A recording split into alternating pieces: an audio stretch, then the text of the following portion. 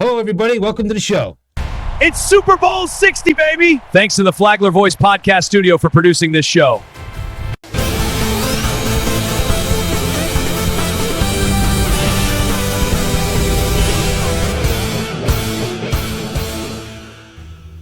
What's up, brother? Hey, Tom, how are you, man? I'm doing great. It was two good games, two really good games, but we got a treat. I mean, not a lot of offense in the first game, but they made up for it in the second game, and here we are. Super Bowl is set. New England, Seattle. Yeah, the AFC Championship was kind of like a slugfest, and it wasn't great offensively, and a couple big mistakes in my opinion. I feel like, first of all, Bo Nix not being there, that was huge for Denver. Jared Stidham coming in, he's a fourth-round draft pick. He's been in the league for about 6 years.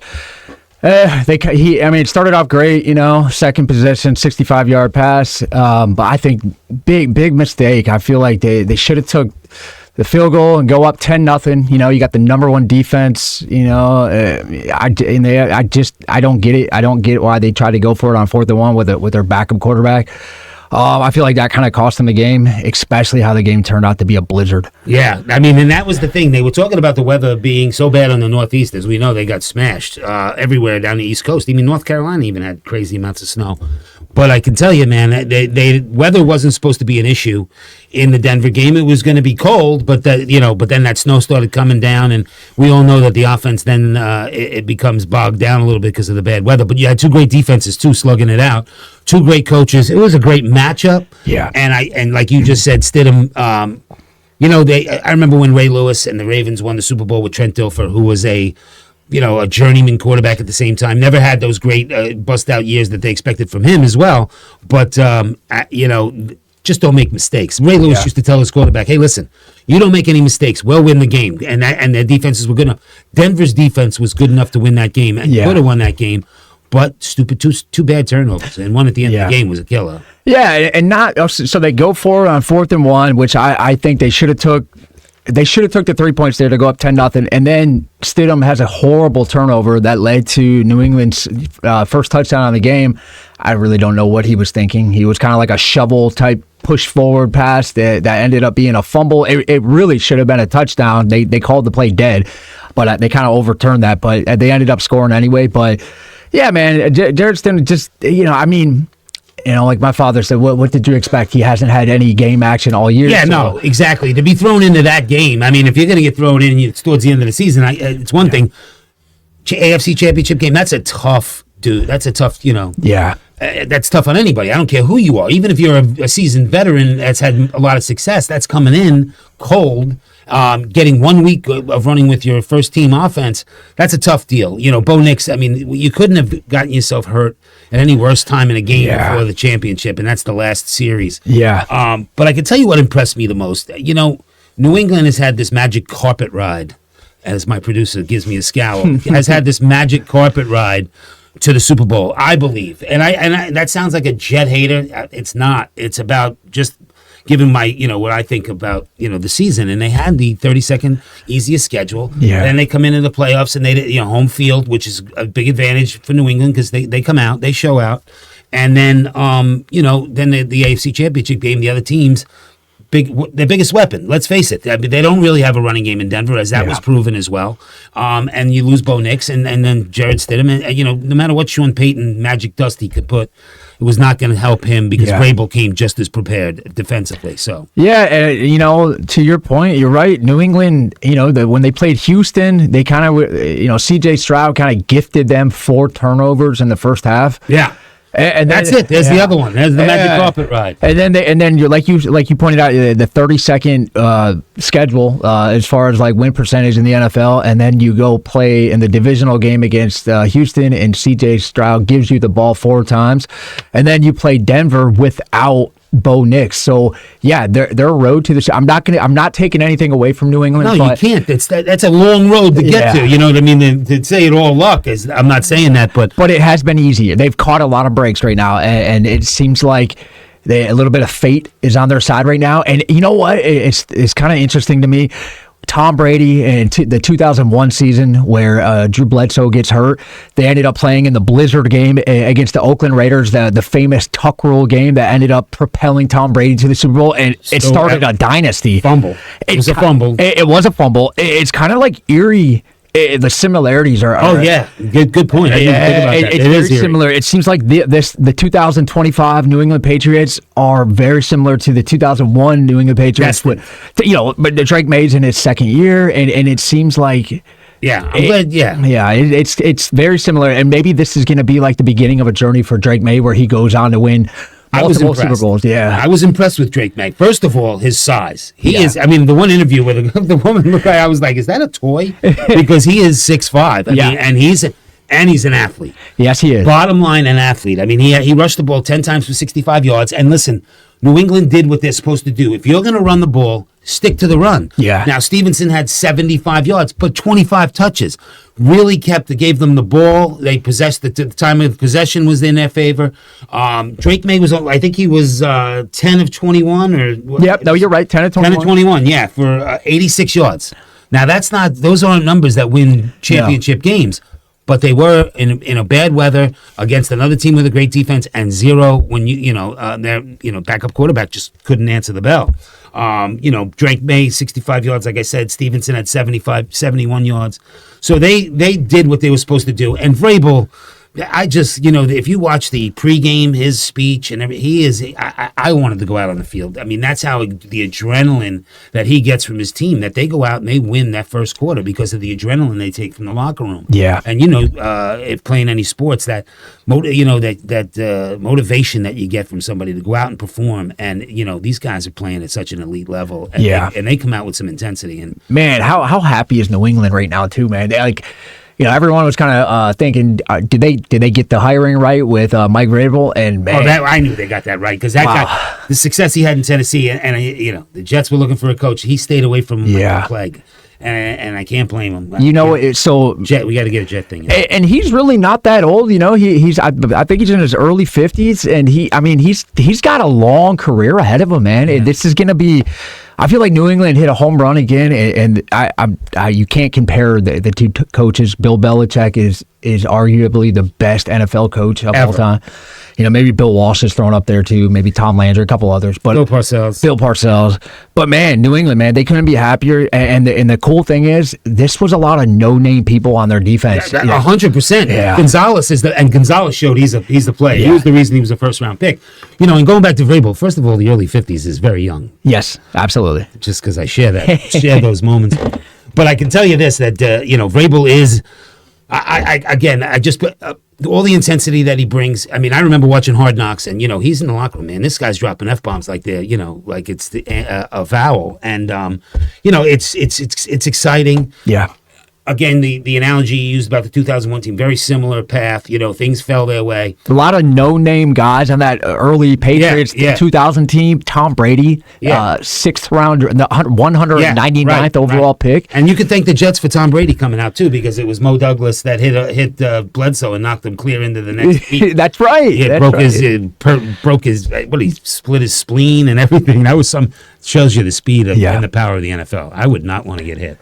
God, New England, all the success they had, with Tom Brady taking them to 9 Super Bowls, winning 6 of them, and everyone, I'm a Detroit Lions fan. We haven't been to a Super Bowl ever. The last time we even sniffed a championship was 1957, and that wasn't even called the Super Bowl then. So it's like New England, they've been extremely spoiled up there, and I feel like they're on the verge of having another dynasty, man. And you know what? It goes, if we're going to talk about organizations, the Krafts do. Bob Kraft is a great guy, and when you are a great guy who has who owns a football team. And he's a class guy, a guy that was a fan who sat in the old stadium as a fan, and then the team was, came up for sale, and he bought them. It was a dream of his from the beginning, and now look at what he created there. Yeah. And people want to go there. I mean, New England's not an ideal place for sure to live. I mean, because who would want to live anywhere near Boston? Just my opinion as a New Yorker. But I mean, seriously, that he's done such a great job. And then on the other side, Seattle has been a class organization, keeping Pete Carroll as long as they did, keeping all the things that they did, and they've had 2 Super Bowl, They won 2. Yeah, they won 2, right? Yeah. No, they won. They lost the second one. They lost on the 1 yard line. On the 1 yard line with Marshawn Lynch. They should have ran the ball. Third down. Another Patriot gift. Anyway, but that did propel Tom Brady to his second dynasty of the Patriots. That was the first of the 14, 16, 18 Super Bowls. So. Yeah, and the I didn't hit the button on the 30 minutes, so we're going blind right now. And then but going back to Brady, New England has been blessed as far as from a standpoint of these fans have been. Their teams have been relevant for a long time. God, look at it. Can you imagine being a Jet fan? I can tell you, it's the worst horrific feeling in the world. I'll tell you what though, like New England, the fans in New England, man, I don't, I'm a Detroit fan. So for me, when the Pistons are good and relevant, and the Tigers and the Lions and the Red Wings, when they're relevant, it's awesome. But we might hit maybe once or twice a decade. It seems like Boston they're always relevant, man. They're spoiled up there, and I hate every minute. Yeah, I don't think they understand. I'm sure I don't think they understand how good they have it. Detroit, we haven't won a playoff game since like 1991 until recently when Jared Goff did, and man, it's just feels so good, and they're there. Yeah. What has it been? 7 years since they won a Super Bowl, and I mean, and you make a good point, and that's a good point that I actually can't swallow because I hate the Red Sox, I hate the Patriots. The Celtics drive me crazy, and so do the Bruins. So there's my fan base. You got the Yankees though, man. I got the Yankees. The Yankees. That's true. That's all I got. And orange and blue skies, hopefully for the Knicks this year. My last hockey championship was Mark Messier in '94. So it's been a tough. That was a magical year, man. 50 years before they won that. Before that, that was the greatest moment of my life. But my kids were born in '94 too, so I have it's a tie. Nice, man. It's going to be. I think New England will represent okay. Again, a Vrabel coach team, a Drake May who's a good. Listen. What did we talk about? What did Surtain do to shut that Diggs? Did Diggs have a catch?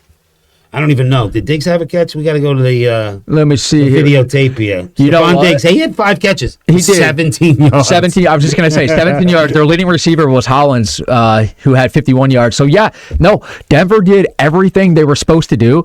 They held Drake May to 86 passing yards. If you would have told me before this game that Drake May is gonna have 86 yards pass in the air, I would have told you Denver's going to win this game. I feel like Denver it's going to haunt them for years to come that they did not kick the field goal, go up 10-0 in the second quarter with the number one defense. You're going to take a 10-point lead with that defense and a backup quarterback, and they don't. They go for it. They say the analytics called for it. I disagree. Sometimes I don't agree with the analytics.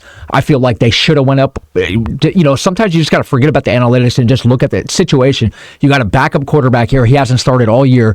He's coming straight off the bench. He has no reps, no real game time all year long, and then you're throwing him in there. Take the points, man. Yeah, no, I agree. And there's people out there saying the great Sean Payton blew the game too.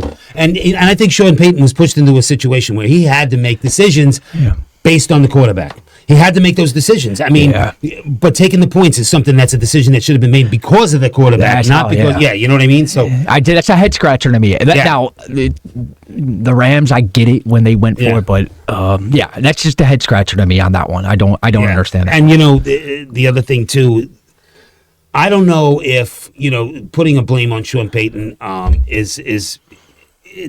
it takes a whole team. It does take a whole team and the coaching staff and everything else.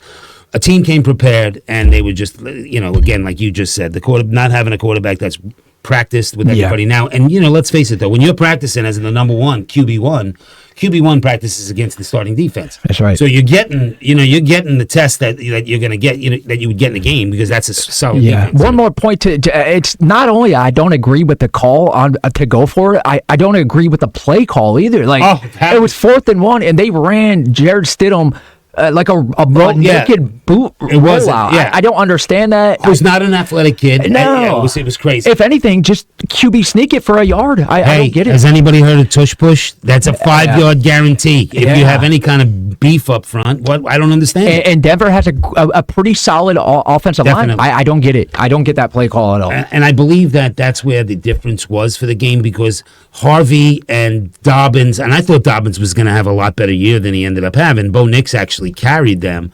But again, that combination of Stevenson and Henderson, and then Drake May throwing out 60 yards, their running game was solid. And I can tell you, as we move over to by the way, for anybody, if we're not a part of Hard Rock Bets, if you are a gambling person and you're not watching our show, shame on you. Because what's the first thing we did? We took Denver. We took Denver and the under. But the under definitely. Yeah, good call, man. We did take the under because I think the over and under was 41. 41, and it was 17. So great job on that. And did we take? So 2-0 on that and that game right there. Yeah. So. Well, we were 3-0 for the weekend. So excellent. And I think we only have 2 losses since our show started. So. Man, if you're not taking, I am now looking at going into Hard Rock and getting in there with our picks. 15-2. Yeah. 15-2 over the last month and a half. Yeah, that's not bad. That's good odds. They call that odds. Winning and not gambling. That's right. All right. Well, now we go to the second game, and that was the complete opposite of what we saw in the first game. Wow, what a game, man! What a game! The Rams Seahawks. They lived up to all the hype, man. Yeah. All the hype. Sam Darnold, New York Jets, #1 draft pick in, the 3rd pick overall. Leonard Williams, 3rd pick overall for the Jets, 4 years before that. Both the staples on both sides of the ball for the Seahawks. So another Jet thing, Jet disaster. Man, just throw a fact, a little interesting stat out there. Matthew Stafford, first quarterback in NFL history to throw for over 350 yards, throw for 3 touchdowns, and lose the game in a playoff game. Yeah. Well, Sam Darnold threw for what? I think 364. 346. So Stafford threw for 374. Darnold threw for 346. They both had outstanding games. Yeah, 70%. Both of them had 70% for completion great ratings. games. Yeah. Now, we were talking about Denver, New England, how I disagreed with them, going for it on 4. This is where a lot of, Sean McVay's taking a little bit of heat here for going for it. But here's the thing.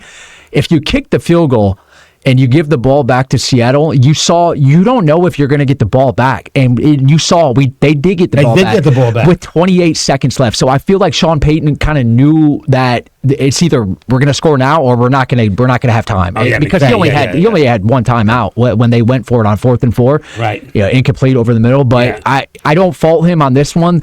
The analytics on this actually said to take the 3 instead of going for it, but I disagree. I disagreed with the analytics on both of those. Yeah. I feel like Sean McVay goes for it there. They're down by 4. A field goal is going to get. You're still down, and you're giving the ball back to Seattle with about 4 minutes left with 1 touchdown. Yeah. I'm sorry, with 1 timeout. And so I don't fault Sean McVay at all for going for it. No, definitely not. Sean McVay is a class coach, a great coach. That whole tree, Kyle Shanahan tree is pretty amazing. And I can tell you this, Nakua is just a freak. No matter what, he's throwing him the ball. 9 catches, 165 yards. What do you have? My favorite stat is his yak. I think he had 28 yards or something. Did you see that? He caught it in quadruple coverage. He just goes out and snags the ball. He mosses he's incredible. Yeah, man. You got mossed will be 4 men. It'll be the first time I've ever seen that. I tell you what, Jackson Smith and Zigna, what's impressive to me about him, his route running. He is so twitchy, so fast. You can't if you're backpedaling and he plants his right foot, it's over with, man. Yeah, it's over with. Yeah, I agree. And that's the shocking thing for me was that one of the things, Charbonnet is a big miss. Charbonnet was missed. But I give Seattle credit too for sticking with the run. Kenneth Walker had the ball. I think he ran the ball 19 or 20 times. 70, 80, whatever it was, but they ran the ball, and they stayed consistent, eating up clock. 19 carries he had for 62 yards. Yeah, just these. But again, Charbonnet was they were that thunder and lightning kind of combination. Yeah, he gave them something special. Kenneth Walker, I remember him at Michigan State. He had a big game against Michigan in 2021, and that's the year Michigan State ended up going 11-1. But yeah, Kenneth Walker, he's a workhorse, man, and they do kind of miss Zach Charbonnet a little bit, but Kenneth Walker, I feel like he did just enough to kind of sustain some drives, pick up some tough yards, because You know, and I feel like, honestly, the Rams and Seahawks, in the regular season, they played twice before this game, and it showed. They were 1 yard and 1 point or 3 points difference for the first two games. In this game, that's crazy, isn't it? It's wild. And you had a Michigan moment. Blake Corum came out to play. He actually beat Kyron Williams in yards for the team. Yeah, and that's the amazing thing for me is they had a good 1-2 punch. Listen, it was offense. I think that Seattle's defense, which gave up more points than I thought they would, because they played well, but Matthew Stafford is an animal, and he showed it right there. When you could throw 375, and they, like I said, Seattle's defense, believe it or not, doesn't reflect it, but I mean they had some big stops in big moments, and that defense and that secondary is good, and Seattle's a good team. I think Seattle New England's a good matchup. I do. I think Seattle's got the better team as far as on all three phases. Offense, defense, and special teams. But New England will come ready to play. That's one thing you can guarantee. Vrabel will be prepared, and you are not going to blow out the New England Patriots in a Super Bowl. No. I can guarantee you that. Here's the thing. You're right. They're very well coached, but here's the thing. I feel like Seattle, they're great on defense, exceptional on defense, and their offense is extremely good too. I feel like this is the first complete team that the Patriots are going to play in the playoffs this year. That's true. And Sam Darnold, he's not going to give you 4 turnovers. And not only that, I feel like, in my opinion, I feel like Drake May, it's going to be extremely hard to move the ball up and down the field. The New England has a good offense, but they're not as good. The Rams just put on a clinic 2 days ago, and unfortunately, they came up with the loss, but they're really only 1 4th and 4 away from going to the Super Bowl. Yeah, and the thing is too is one thing you can definitely count on is that Seattle fans will show out, and that game is pretty close to Seattle being in Northern California. Yeah, you're right. That's not a far travel, so they will be there, and New England fans are going to travel well, and depending on who gets to the ticket booth first is going to be who has the better crowd, because they both travel well. Now, but that is a long travel. Yeah. From Massachusetts over to. It's probably 3,000 miles. That's a far trip. Yeah. Meanwhile, it's like it's not far for Seattle, and I think that's going to play a big part of it. I think Levi Stadium's prepared to have. I think it's going to be a great Super Bowl. Yeah. I really do. I hope so. And Mike McDowell, I feel like he's quietly, if he's not already there, he's quietly becoming one of the best coaches in the NFL, and he's jacked. He's jacked. He is jacked. Which he coached Michigan under Jim Harbaugh in 2021, and then he went become the Seattle Seahawks coach in 22. But yeah, he's just quietly built that identity back to what they were under Pete Carroll. And you know what he said when he was hired? I don't know if you saw the pregame specials before on all the channels, but the pregame special was the McDonald, his introduction to the team, his first meeting with his team, with his players, on what the goals were that he had in place, and they fulfilled the goals in the time frame that he allotted for it, the way he was going to build the program from the inside out, as far as from the trenches out. And the things that he did and the moves that he made, he was watching his own first meeting with the team, and he got emotional talking about it. Which I see a puppy lick a kid, I cry. So seeing a man lose his emotions on national TV in front of a group of men. And let's face it, NFL players are men. And you're out there and you get emotional about it. It shows the passion that he brings also to the thing. He is Vrabel-like. I think you've got 2 great head coaches. Excellent coaches, and I'm excited because I love the game. I think that the NFL is a fraternity. And playing sports, I know you played sports, that's the thing I love about it. I love that fraternity. I love that locker room stuff. I think that the culture that you build, if you want to have success, it's all about the culture. It's all about everybody from in the offices, that help support the program, to the players on the field. It takes a full unit. I say it to everybody and everything that I reference. Teamwork makes the dream work. Absolutely. Just like us. Teamwork makes the dream work, because this is a good dream. Yeah, I'll tell you what, you're right, man. In high school, some of my most fondest relationships I've ever had was in the football, in the locker rooms. It's some of those memories that you'll never have again. But they're some of the strongest bonds, man. Yeah, being at the wrestling meets and the I played baseball, which took me to college, but I also played football. But It was everything. It was every part of sports, any sport. You know, I'm even watching cornhole tournaments now because, I mean, we're going to have cornhole specials on the... Boy, that doesn't sound good, does it? We're having cornhole specials here on our show. Yeah, they need Lord. Yeah, we need that. Yeah, when I tell people, yeah, I'm playing cornhole, they're like, what?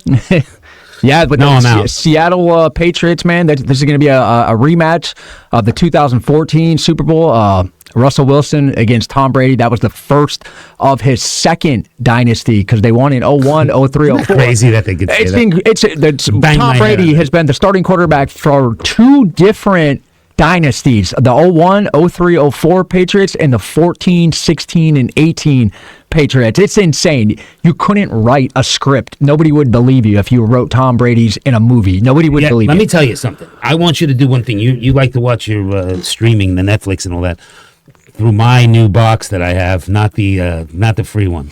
$350, by the way. So the real thing is it's called Brady and the Blues.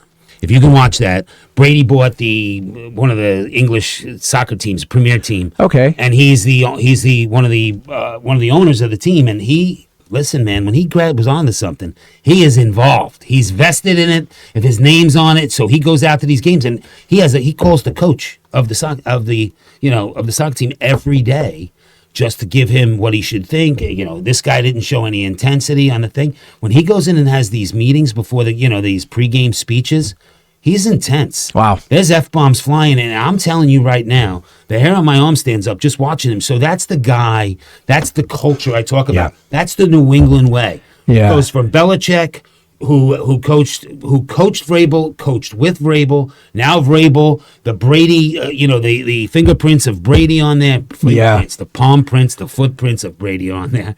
But I mean, it's that whole organization. And then Seattle has come a different way, but Seattle's done the same thing. Pete Carroll was winning out there, and they were a winning team. And that, like I said, then that 12th man's real, and it's going to be fun. It's going to be a great Super Bowl. Yeah, Tom Brady. I love Tom Brady on Fox. I love the way he dissects football games. His insight is incredible. I see why Fox gave him $300 million. Yeah, and they told him he didn't want to come out and do the first year he was out. You know, when he retired, he didn't want to do it the first year because he felt he wouldn't be good enough.